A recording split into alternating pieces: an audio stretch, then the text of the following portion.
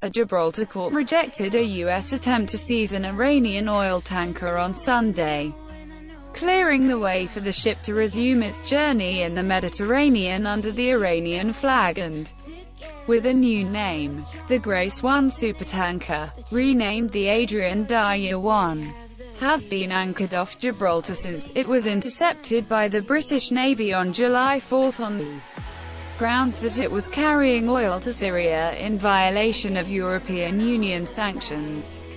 Authorities in Gibraltar lifted the detention order last week after Britain, which rules the territory, received assurances from Iran that the tanker would not take its cargo of 2.1 million barrels of oil to Syria. But late Friday, the United States intervened, issuing a warrant for the seizure of the ship and its cargo, claiming it was violating not only U.S. sanctions against Syria but also those against Iran.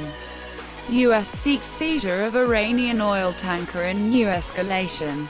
The Gibraltar court ruled that the American sanctions on Iran, which were imposed by President Trump after he walked away from the Iran nuclear deal last year, do not apply in the European Union.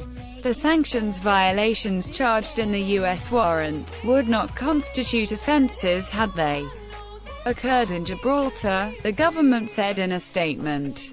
There are no equivalent sanctions against Iran in Gibraltar, the UK or the rest of the EU. The Iranian oil tanker, Adrian Daya 1, formerly the Grace 1, sits at anchor off Gibraltar on Saturday after the British territory lifted a detention order. John Nazca, Reuters. Among the charges laid out in the U.S. warrant is that the tanker was facilitating terrorism because of the involvement in Iran's oil industry of the Islamic Revolutionary Guard Corps, which is designated a terrorist organization by the United States.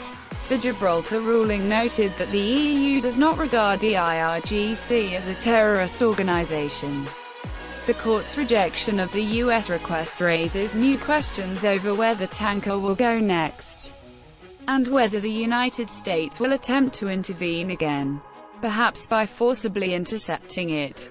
No such action has been proposed, but Iranian media speculated that the U.S. Navy, which maintains several bases in the Mediterranean, might attempt to seize the vessel.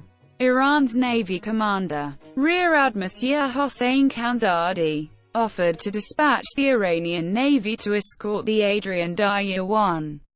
According to Iran's Mehr news agency, the tanker had been set to leave Gibraltar on Friday after the court lifted its detention order.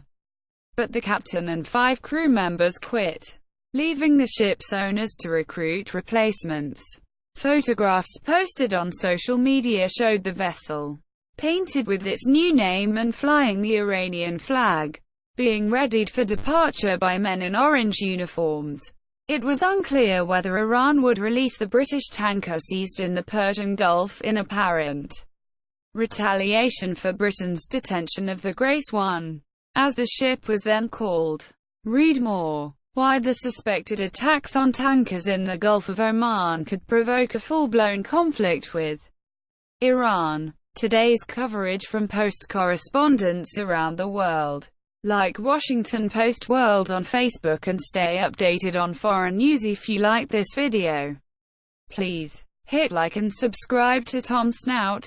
Have a nice day.